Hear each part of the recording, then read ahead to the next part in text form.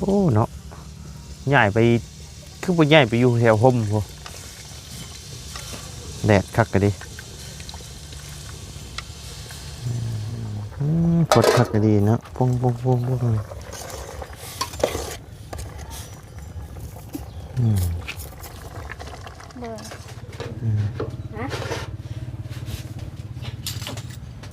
ใช่มาหน่อยแม่ยังเป็นผู้ชาวเบิดบ่โดยชาวเบิดได้เนาะโดยยังบ่เคยมีครอบครัวบ่หรือว่าเคยมีมาก่อนละยังบ่เคยมีโดยเอาเบิ่ง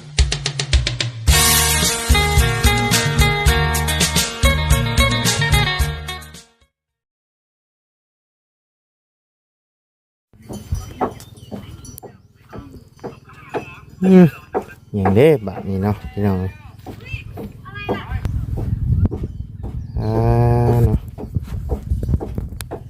ไผเด้บาทนี้คือมาหลายคนแท้บาทนี้ฮะหมู่บ่สบายดีเด้อโดยสบายดีหมู่บ่เฮ็ดหยังต่ำอยู่เทิงไงตำข้าวเบื่อขึ้นไปเบิ่งก่อนพี่น้องเอ้ย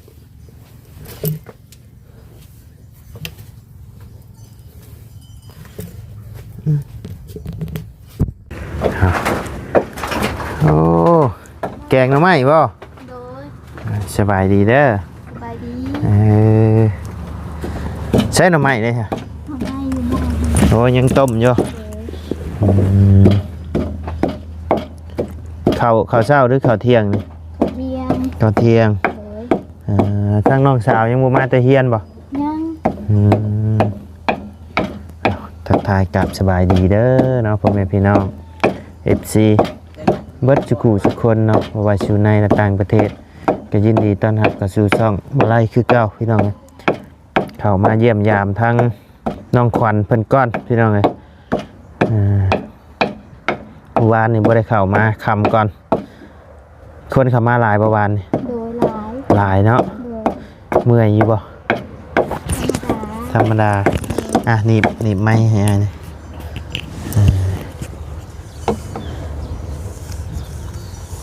เอาก็มีผายผูกแขนมานี่ไพ่ผูกแขนให้นะฮะแม่ครูผูกให้แม่ครูผูกให้อ๋ออันเพิ่นมาบ้านนี่บ่โดย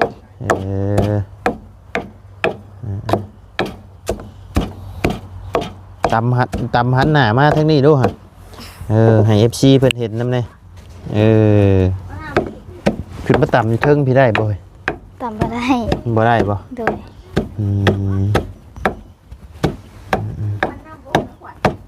ปรุงเลยก็ได้เย็นนั่นแหละมันก็ขมแต่ว่า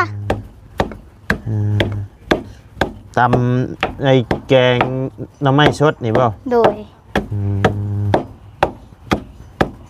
บ่ได้ไปต้อยไข่มดแดงบ่มื้อนี้บ่ได้ไปเลยอยู่อันเสียหญ้าเสือนพักเปลี่ยนมุมก่อนหน่อยนึงพี่น้องโคกถอยมาใหม่จักโคกนี่เนาะโดยตับเขาเบื่อด้วยแตก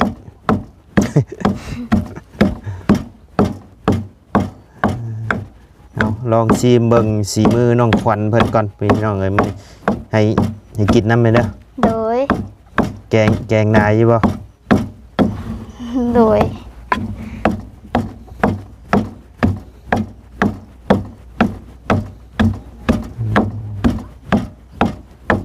เมนูดักของ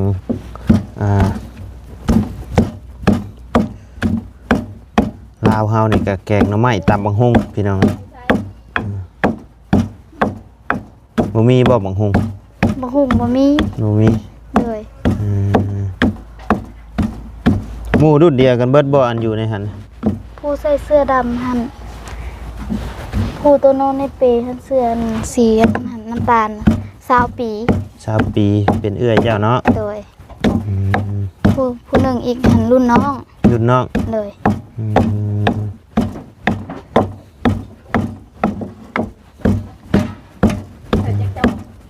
ได้ทางทีมงานเข้ามาเพิ่นมาแจ้งข่าวดีหยังแน่ล่ะบ่ ยัง อยู่เนาะ โดย เอารอลุ้นเบิ่งพี่น้องสำหรับเขตของน้องขวัญเพิ่นพี่น้องว่าสิมีทางใดบ่เนาะอันนี้ก็ขึ้นอยู่กับบุญวาสนาของน้องเพิ่นนํอีกเด้พี่น้องเอ้ยบาน้องเพิ่นสิมีบุญวาสนาบ่รอลุ้นกันเบิ่งเนาะน้องเนาะ โดย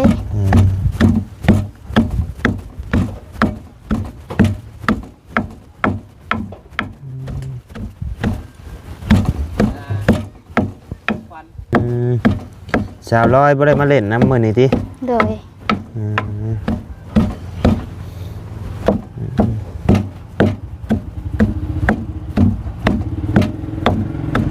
มาพอดีพ่อน้องเพิ่นเฮ็ดกับข้าวเลยพี่น้องกำลังสิเฮ็ดกินข้าวเที่ยง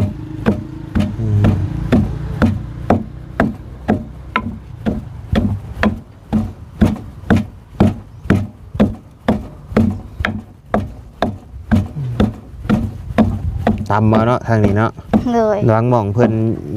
หยังเพิ่นยี่เอา โดยนี่ก็ได้แบบว่า ยี่ก็ได้ อยากต่ำ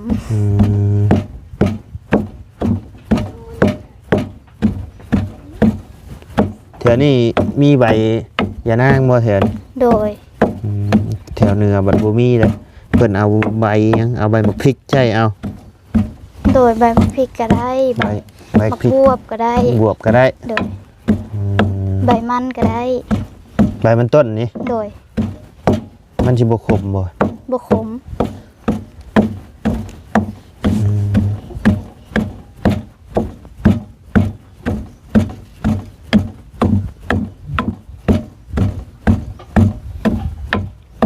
เดี๋ยวลองเบิกสีมือของน้องขวัญเพิ่นพี่น้องเลยผ่านบ่พอเปิดห้านได้อยู่บ่ ใครโทรมาเด้อ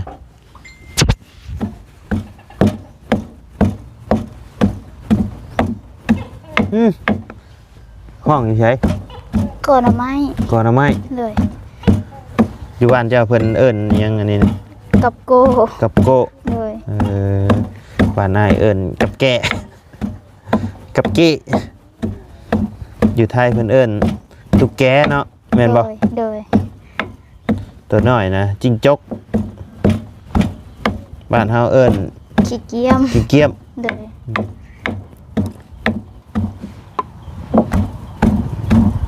ยังบ่พอบ่นี่ พอแล้ว พอได้ เลย ไปพี่น้องกันไปเบิ่งน้องเพิ่นแกงหน้ำไม้ได้หยังใส่บักบวบบ่ บ่มี บ่มีแกงแต่หน้ำไม้อย่างเดียว เลย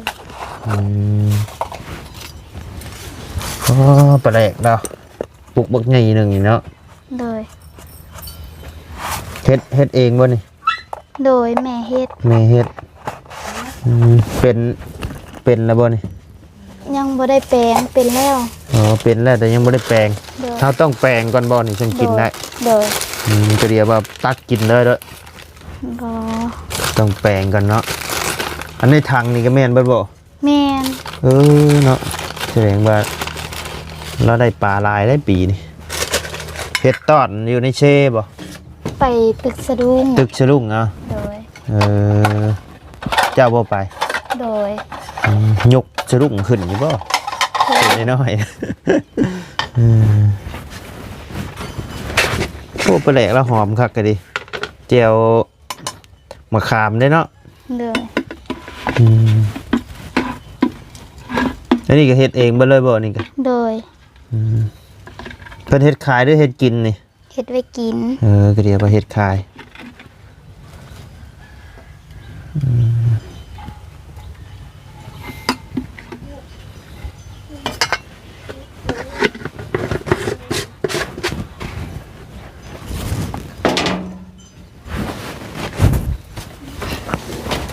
พี่น้องเบิ่งกันโอ้เสียงแล้วหนึ่งกันย่างสะเทือนมาเลยแถวนี้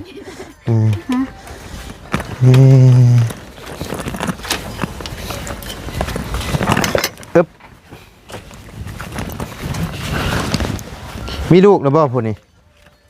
ฮะ หลาน หลานกระเดียบ่ลูกมีครอบครัวแล้วบ่เจ้าหั่นแหละ ท่านได้มีแฟนเอาน้ำใส่แล้วบ่หมอน ใช้เบิ้งฮะพายไปหาโม โดยน้องพร้อมไปหาน้ำกัน กินแกงหน่อไม้ยามเที่ยงโฮมกันนี่แซ่บได้เนาะ โดย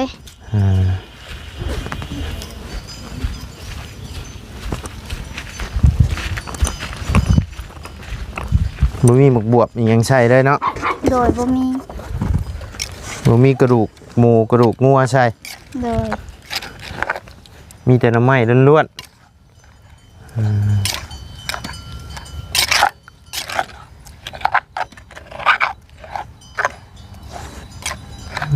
แดดดีนี่ฮ้อนเนาะมื้อนี้เนาะ โดย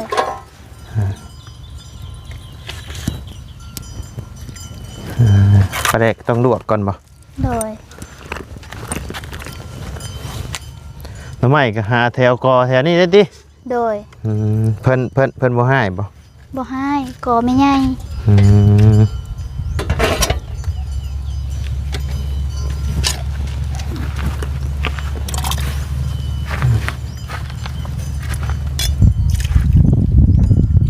อุ๊ยน้ำลายแท้ หมูใส่ ก็เบิ่งนี่คือสิน้ำลายเพราะว่าเฮาบ่ได้มีผักใส่อีกเด้มีอยู่ยังมีอยู่ว่าผักกันใช่ บ่ได้ใส่หยัง ผักขะแยงก็บ่มีบ่ มี ผักขะแยงมีอยู่เนาะ โดย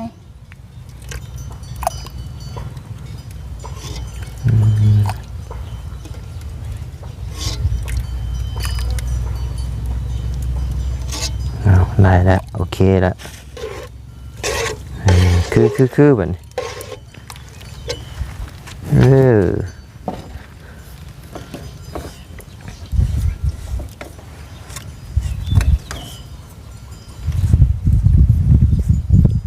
เป็นเฮ็ดกับข้าวกับน้ำได้เพิ่นนี่เนาะ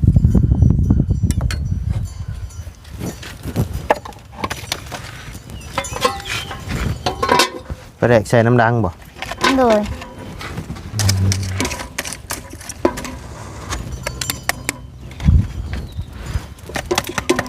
ถ้าน้องมาเพิ่นบ่จังสิกินนี่ บ่ หรือว่ากินเลย กินเลย กินเลย โดย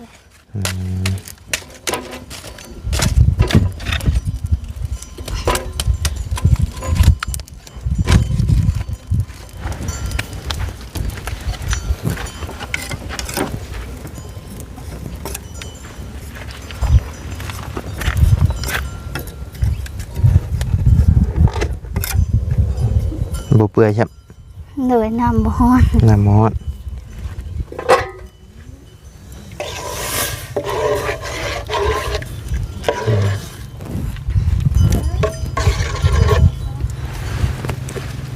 บ่มีหมกบวบเนาะใส่หมกบวบเข้าไปยอดหมกบวบเข้าไปโอ้หอมกุ้มเลย โดย ใส่อยู่บ่ทางนี้กะ ใส่ ใส่เนาะ เลยขึ้นเอาผักสังเงงก่อน โดยบัดพี่น้องเลยเอาใส่ผักกระแยงห่าวบ่ โดย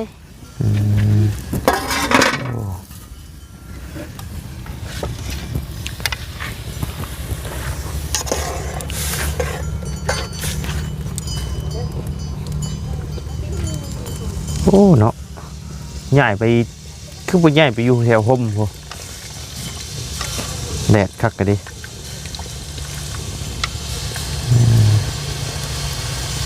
กล่องตู้เย็นแล้วได้อนี่เนาะ โดย แสดงว่าตู้เย็นก็หาสิชื่อนะนี่เนาะแม่นบ่ โดยหากระซื้อแต่แล้วอันดำนา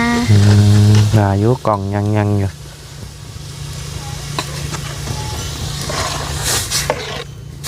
ลวกไหม้ดิมันห่อนนะโอ้แล้ววะ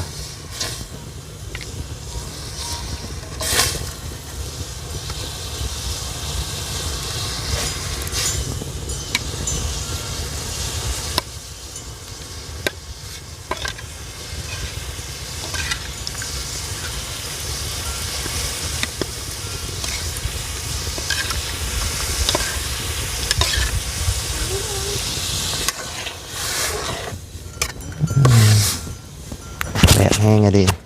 มัน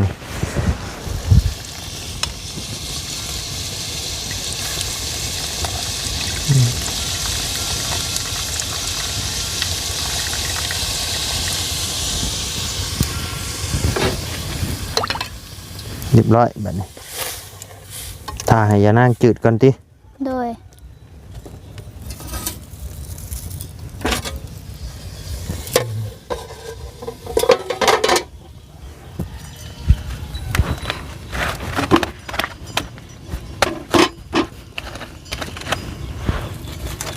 มีแต่เจ้าบ่เฮ็ดอยู่เฮ็ดกินชูน้องกินแต่ละมื้อเลย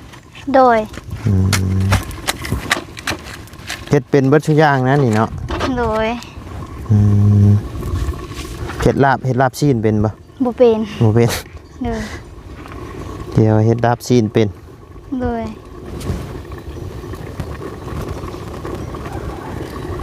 มาไล่ถามมื้อนั้นน้องเพิ่นอยากกินซีนเพิ่นบ่พี่น้อง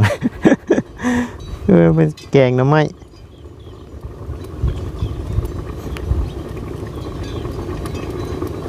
ชื่อไอ้ปิ้งมาอยู่เดี๋ยวสิเอามาให้ โดย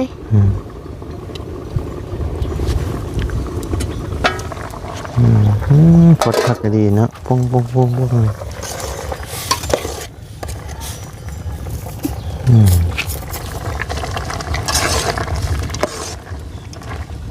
ปรุงเลยแบบนี้บ่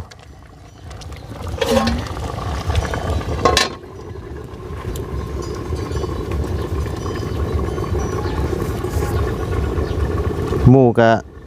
คันอยากกินแกงหน่อไม้ก็มาหาเจ้าพี่แล้วนี่เนาะ โดยเพิ่นว่าปลาแดกอันแม่น้องเฮ็ดแซ่บ ปลาแดกแม่เจ้าเฮ็ดแซ่บ โดย โมเมนเพิ่นยั่วกินบ่ ยันเพิ่นยั่วกินนะเพิ่นข้านแกงมาให้เจ้าแกงชุกินมาจัก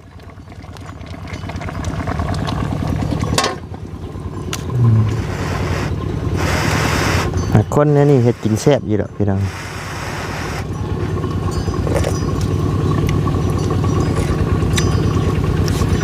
เป็นไงขาดยัง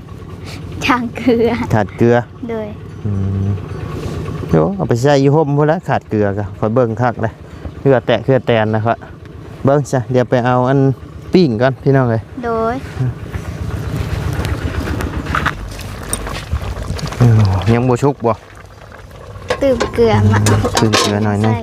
เอาปิ้งอุ่นก่อนก็ได้ โดยขอบใจเด้อ อุ่นให้มันร้อนๆจังแซ่บหรือว่าบ่อุ่นก็ได้แล้วแต่เจ้าเบิ่งคือสิบ่อยากอุ่นแล้วมันร้อนพี่น้อง สุกแล้วล่ะโอ้เอาในนี่ได้บ่จองบ่ฮักบ่ บ่ฮัก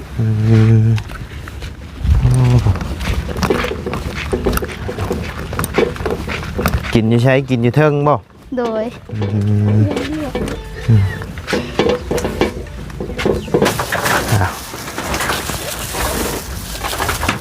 ผู้ได้ผู้นี้บ่อายุ20 ปีนะ โดย โอ้ก็บ่ได้ต่างกันกับเจ้าเนาะ โดย หุ่นห้อยกับพี่น้องนะยืนเที่ยงกันดูน้องขวัญ สมกัน เนาะผู้นั้นลอยกว่าน้อยหนึง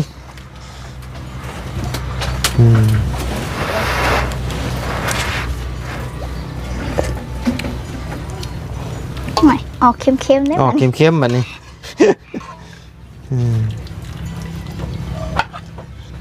หอมอยู่หอมกินพักกระแยงอยู่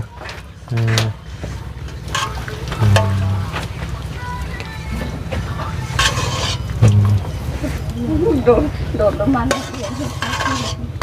หักเจ็บเบิด เบาๆได้สดตารางได้ อุ้ยน้ำหนักบูมมันบูขนาดนั้น เรียบร้อยเลยใครหรอกมีแต่คนตัวน้อยๆเยอะมีแต่คนหุ่นดีเยอะ โดย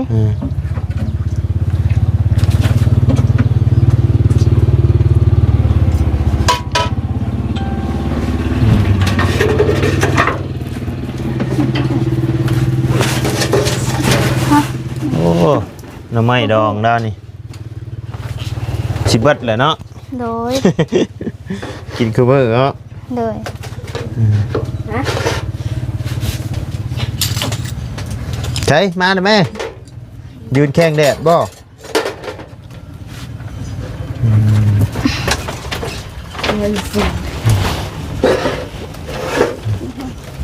สบายดีผู้สาวเออ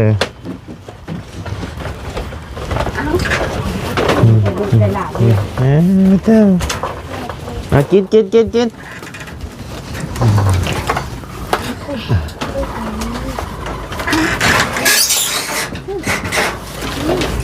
ข้าวน้ำกัน กินข้าวเนาะเป็นตาแซ่บอยู่บ่แซ่บอยู่บ่ซีมึงดู ที่บ้าน นั่งกินนี่ล่ะ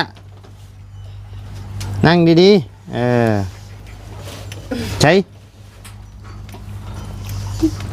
เป็น ผู้นี้คือย่านแท้ผู้นี้ฮะ จะได้ เป็นจริงไหน เป็นจังได๋ เสียบแล้ว แซ่บแล้วล่ะวะ 12 โมง บ่ายโมงแล้วตุ้มก็จะ8 โมง9 โมง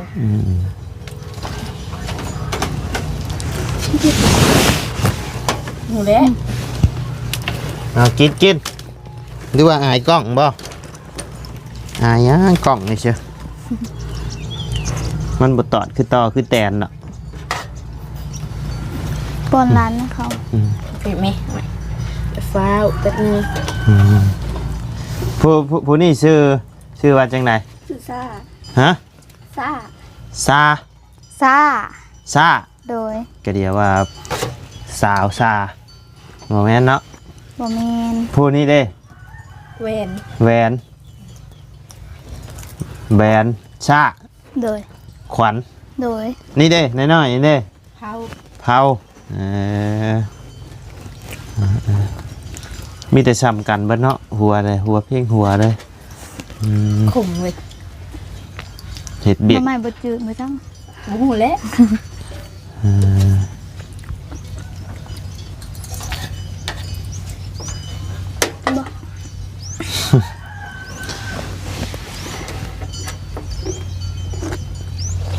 แช่บบ่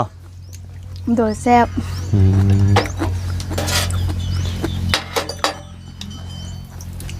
กินเอาเผ็ด เบิ่งคือชงสิเพชรแทบบ่ มีป้อนร้าน กินนี่วะหมูกินนะ กินข้าว ผู้นี้17ผู้นี้20บ่ ป้อน ผู้นี้เด้ผู้นี้จักปี 16 16บัดใหญ่กว่าหมู่เนาะ